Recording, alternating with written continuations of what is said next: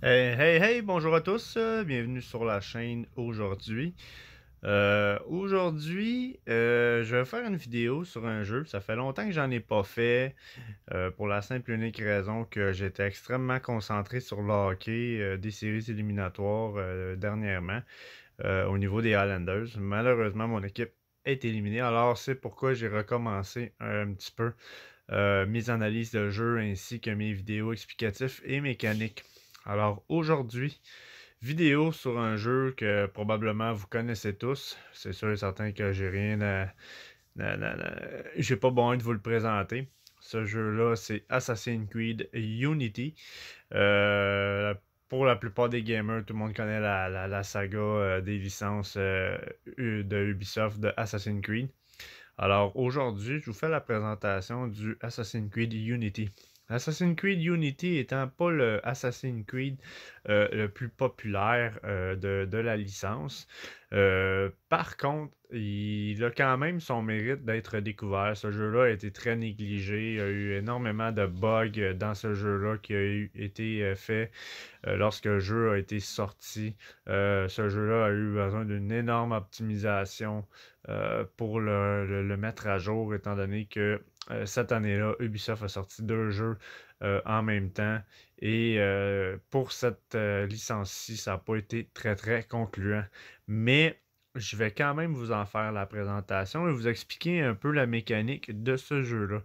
Alors, premièrement, Assassin's Creed Unity, même principe que que les autres Assassin's Creed en descendant, c'est-à-dire Rogue, pas Black Flag par contre, Rogue, celui-là, par contre, vous n'avez pas de bateau dedans. Mais c'est quand même la même mécanique. La seule chose vraiment qui a changé dans la mécanique de celui-ci est au niveau du combat. Le combat étant un petit peu différent des autres Assassin's Creed au niveau de parer une attaque ou quoi que ce soit. Ça diffère à ce niveau-là, mais c'est quand même très facile à jouer. Et une fois qu'on a compris le principe et qu'on a terminé le tutoriel du jeu, alors c'est pas très très compliqué.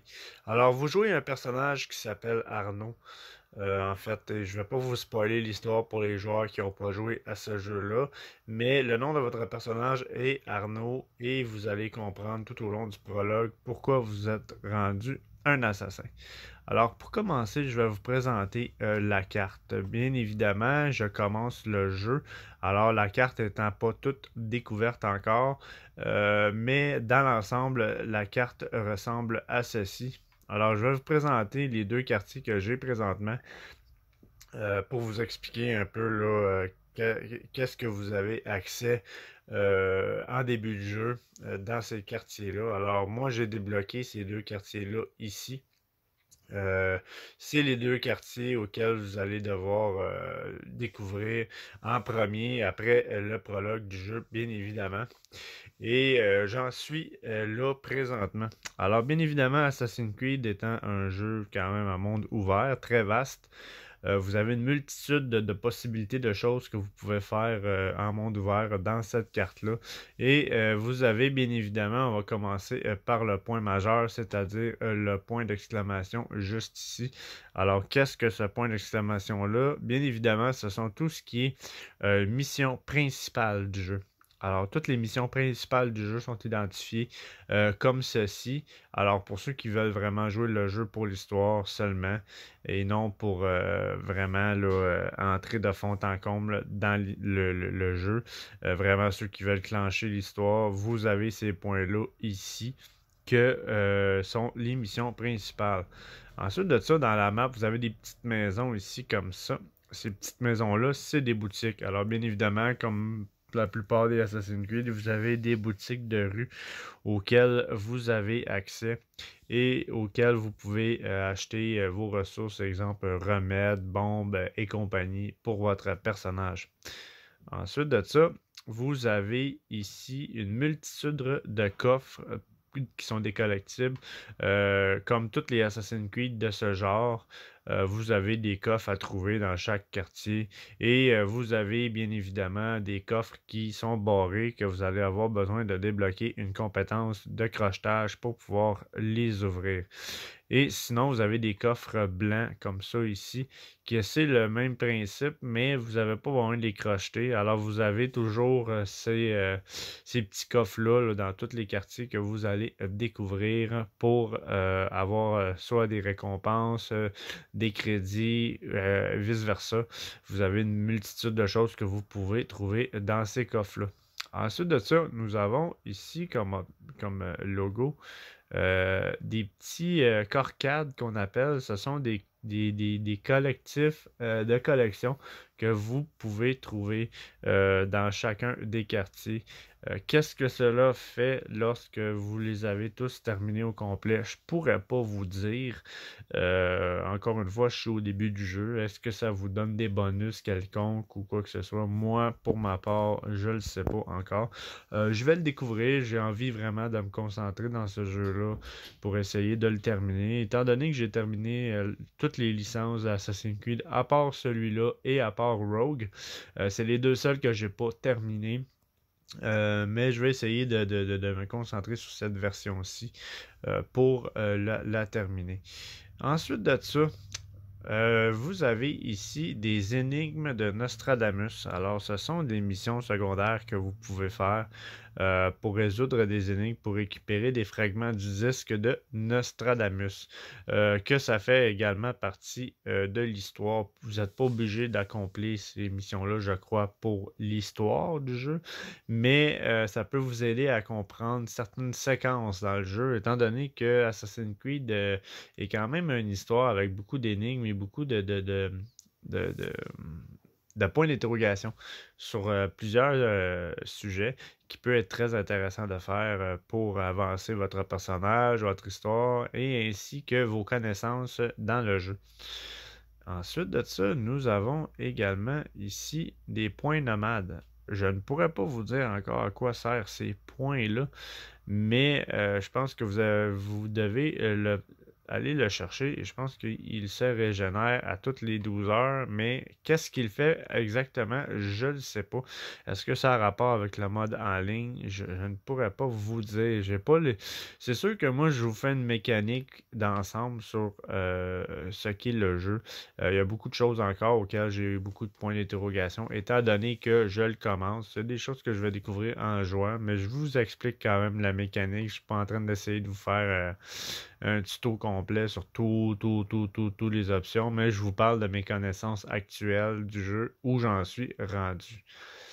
Ensuite de ça, nous avons ici des petits logos d'assassins. Bien évidemment, ce sont des missions secondaires que vous pouvez accomplir qui vont vous donner des crédits ou une multitude de choses.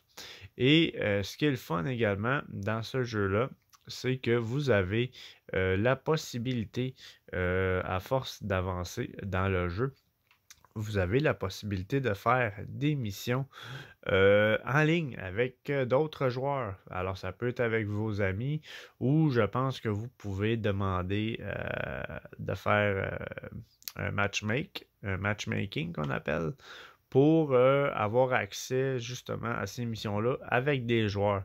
Est-ce que c'est populaire? Je pourrais pas vous dire, je ne l'ai pas testé encore. Je sais que le jeu n'a pas eu une grosse popularité, alors je suis pas mal sûr que les serveurs sont vides. Il ne doit pas y avoir grand joueur qui joue encore à ce jeu-là. Mais bref, si vous êtes 2-3 amis qui aiment le jeu, vous avez cette possibilité-là de pouvoir faire des missions avec vos amis en ligne. Ensuite de ça, qu'est-ce que je peux vous dire? Vous avez plusieurs souterrains, des entrées souterraines auxquelles vous allez avoir accès à force d'avancer dans le jeu. Présentement, je pense que je suis peut-être pas rendu assez loin pour pouvoir avoir accès à ces endroits-là. Ça va être à suivre. Sinon, vous avez, je pense, ici également, sur la petite maison rouge, un club de réunion non rénové. Alors ça, j'imagine que lorsque vous allez avancer dans le jeu, ça va vous faire une base à vous supplémentaire pour vous, vos hommes, ainsi que votre équipement ou quoi que ce soit. Je pourrais pas vous dire présentement encore à 100% qu'est-ce que ça va faire, mais je pense que c'est une base supplémentaire que vous ajoutez dans le quartier pour vous et vos alliés. Ensuite de ça, ici, nous avons une mission justement qui se joue en ligne. Alors, vous avez plusieurs logos, je crois, comme ça, dans la carte, à force de débloquer des quartiers, qui vous donnent justement la possibilité de faire, comme je vous expliquais, des missions en ligne.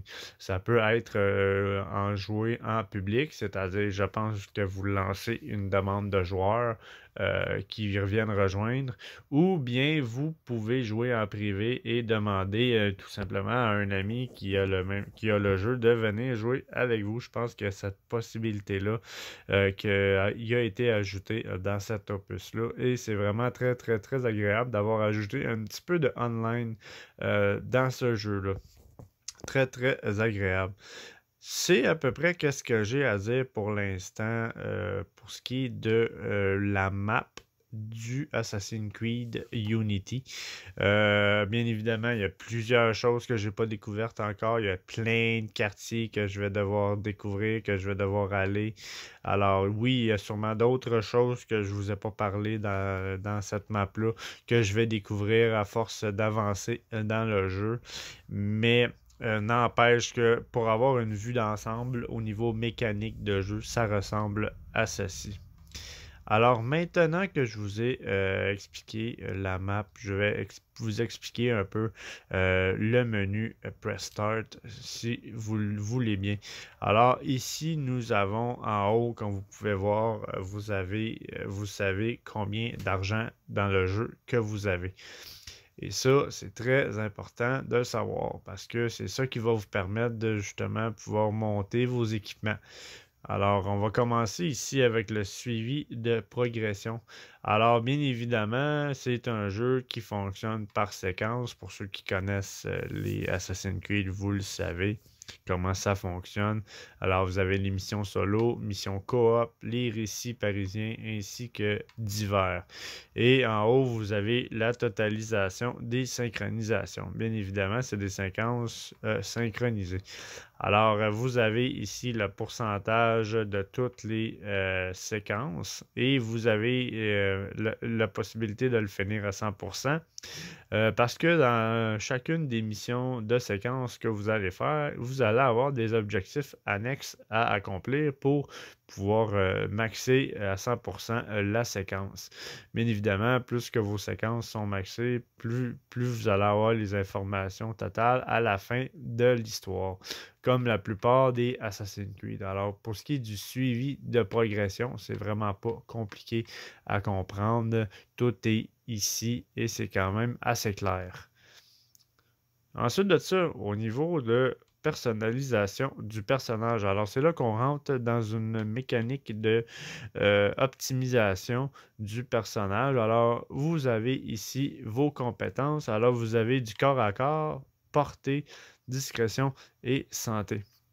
Bien évidemment, vous allez gagner des points de compétences à force d'avancer dans vos missions principales et probablement secondaires va vous en donner aussi. Alors, vous avez ici le corps à corps où vous avez quelques choix ici de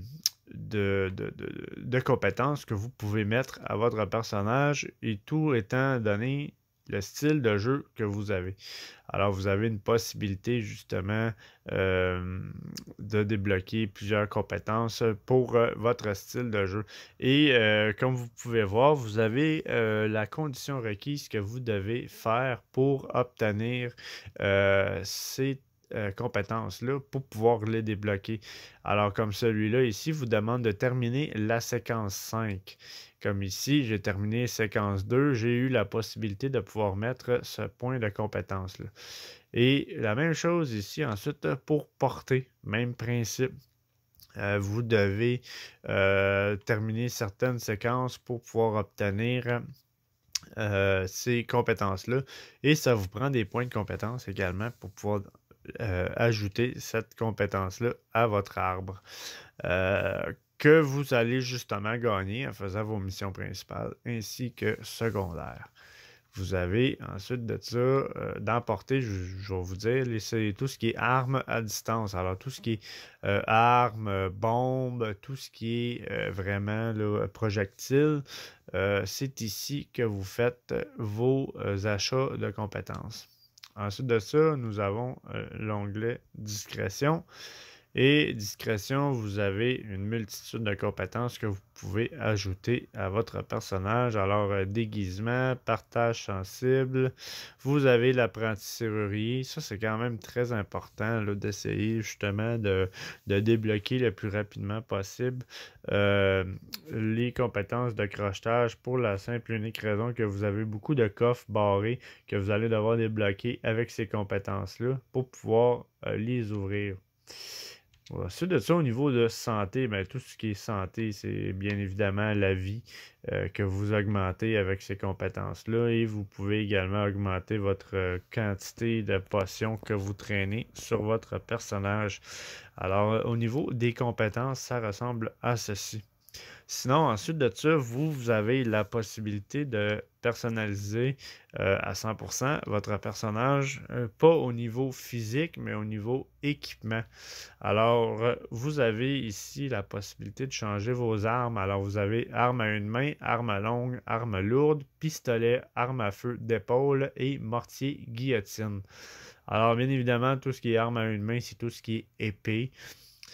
Tout ce qui est épée et armes que vous utilisez à une main seulement, vous avez tous les choix ici.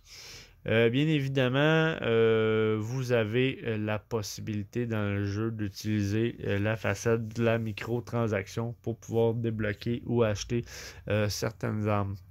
Moi, pour ma part, pour ceux qui me connaissent, vous le savez, je ne suis pas vraiment en faveur des microtransactions. Je trouve ça un petit peu dommage de devoir payer des frais supplémentaires dans un jeu pour avoir du contenu. Ça reste relatif quand même, mais pour des équipements comme ça, pour un jeu qui est vraiment basé plus sur le solo que sur le online, je vous dirais, et pour ma part, je ne vous suggère fortement pas d'utiliser la microtransaction dans ce jeu-là pour augmenter votre personnage. Ça ne vaut vraiment pas la peine puisque à force d'avancer dans le jeu, vous allez débloquer suffisamment d'équipements pour être capable de terminer le jeu sans problème. Alors, arme à une main, je vous l'ai expliqué. Ensuite de ça, nous avons arme longue. Alors, c'est des armes vraiment plus longues à deux mains. Vous avez une multitude de choix. Bien évidemment, comme je vous disais, vous avez la possibilité de microtransactions que je ne vous suggère pas vraiment. Et vous avez la possibilité, avec l'argent du jeu, d'acheter la plupart des armes également. Mais pour les petits pressés qui veulent absolument avoir cette arme-là et qui sont prêts à débourser de la vraie argent pour acheter cette arme-là, ben vous avez la possibilité de le faire. Ensuite de ça, armes lourdes, c'est des armes plus lourdes que moi j'aime bien utiliser l'arme lourde présentement. À part l'épée et l'arme lourde, j'ai pas fait d'autres tests vraiment. Mais pour ce qui est de la mécanique de comment se jouent les armes lourdes, j'aime bien le style. Vous avez une multitude d'armes, encore une fois, que vous pouvez mettre sur votre personnage au niveau des armes lourdes. Même chose pour les pistolets. Les pistolets, lorsque vous allez avoir débloqué votre compétence d'arme à distance, parce que c'est une compétence que vous devez débloquer avant de pouvoir utiliser ces armes-là, vous allez avoir ici quand même une multitude de choix que vous pouvez avoir sur votre personnage et c'est très agréable. Ensuite de ça, arme à feu d'épaule. C'est également une autre compétence que vous devez débloquer pour pouvoir utiliser ce type d'arme-là. Alors, ce sont des armes longues à projectiles et vous en avez quand même plusieurs choix. Mortier et guillotine. Excusez-moi. Ce sont des armes que j'ai vraiment hâte de tester. C'est des armes que je vais éventuellement débloquer. Mais j'ai vraiment hâte de voir quel style que cette arme-là a. C'est un mortier que vous pouvez également faire du dégât au corps à corps avec. Et j'ai vraiment hâte d'essayer ces armes-là. Alors pour ce qui est des armes, vous avez vraiment une belle arbre de choix que vous allez pouvoir utiliser pour personnaliser votre personnage. Et c'est très le fun d'avoir beaucoup de choix comme ça.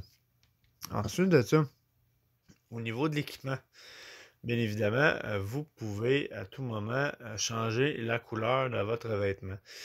Présentement, je ne peux pas le faire avec cet équipement-là, étant donné que j'ai choisi une tenue spécifique avec ces couleurs-là. Genre, je ne peux pas changer les couleurs. Mais vous pouvez, par contre, personnaliser vous-même tout votre équipement au complet. Vous avez une multitude de choix de tout ce que vous pouvez mettre sur votre personnage. Bien évidemment, chaque équipement, comme vous pouvez voir, a ses impacts, ses inconvénients et ses avantages au niveau des statistiques juste à côté. Comme vous pouvez le voir, dans le bas, vous avez les statistiques. Et vous avez également les effets que ça fait sur la santé, la portée, la discrétion et le corps à corps.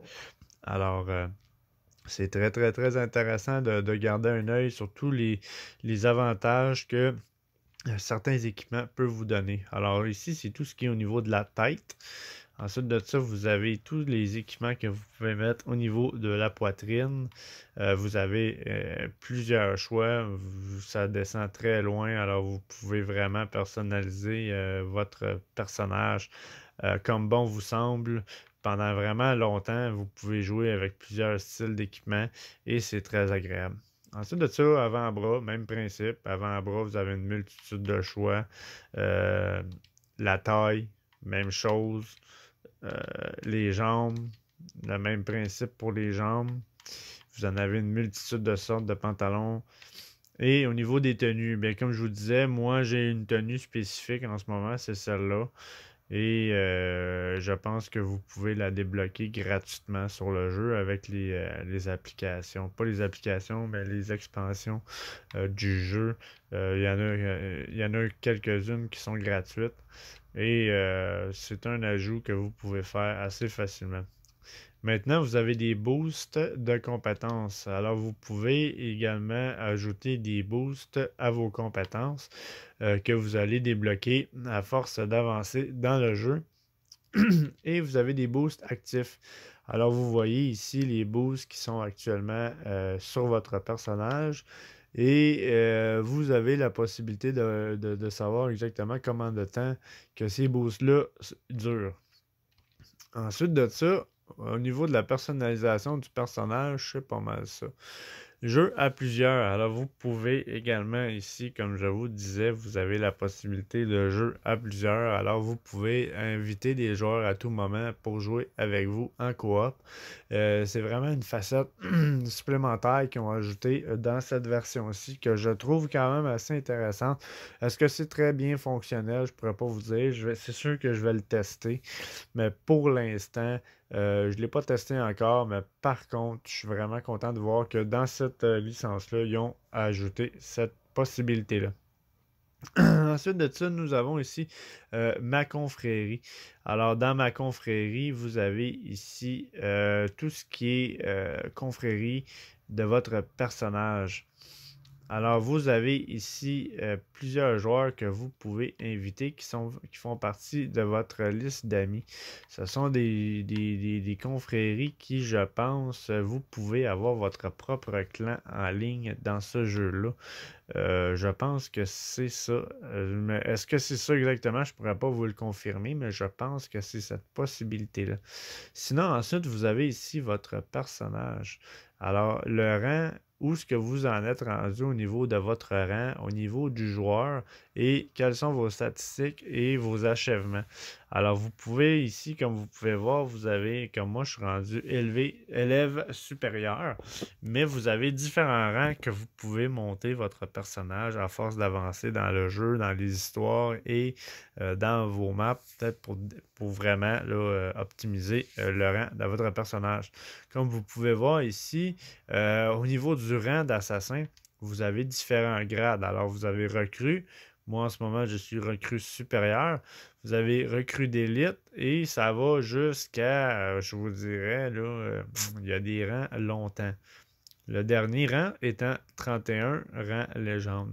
À chaque fois que vous avez des objectifs annexes que vous pouvez faire à force de jouer dans le jeu, qui va vous permettre de gagner des points de progression pour monter certains rangs. Très, très intéressant. Compétition entre clubs, j'imagine que c'est un genre de PVP de Assassin's Creed que vous pouvez jouer avec vos amis. Eh bien, la description est là dans le bas. Là. Chaque semaine, le total de points credo acquis par l'ensemble des membres de votre club sera comparé à celui des autres.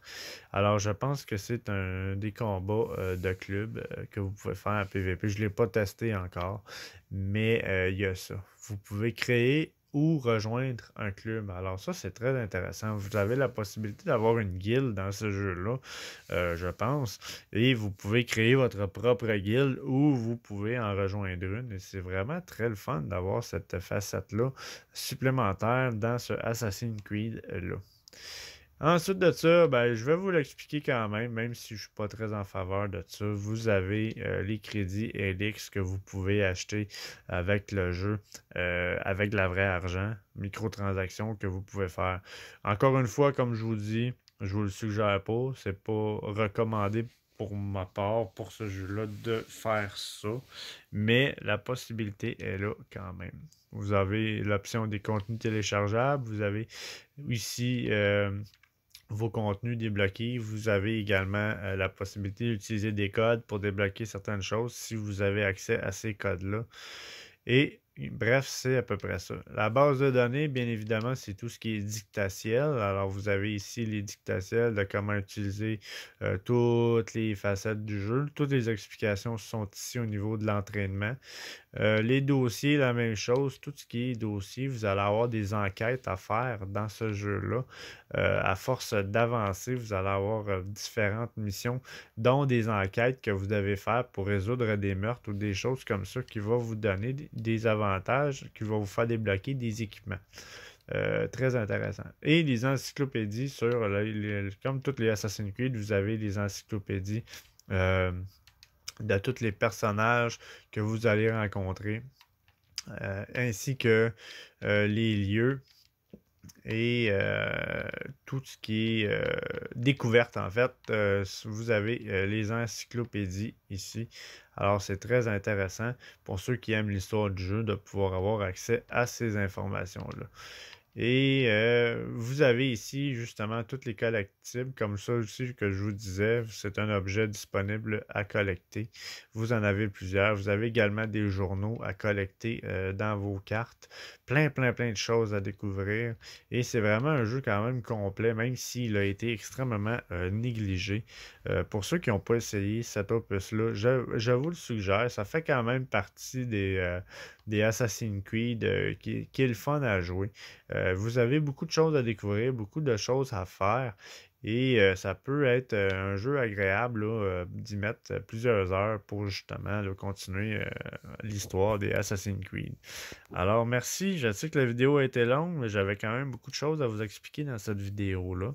Alors merci d'avoir été avec moi aujourd'hui, ça m'a fait plaisir de vous faire la présentation de ce jeu-là. Et pour ceux qui ne le connaissent pas, ben content de vous l'avoir fait découvrir et de vous avoir expliqué la mécanique. Alors si vous avez aimé la vidéo, gênez-vous pas à partager, liker, commenter. Ça me fait toujours plaisir. On va se revoir pour la découverte du prochain jeu que je vais vous faire découvrir. Alors merci, au revoir et à la prochaine.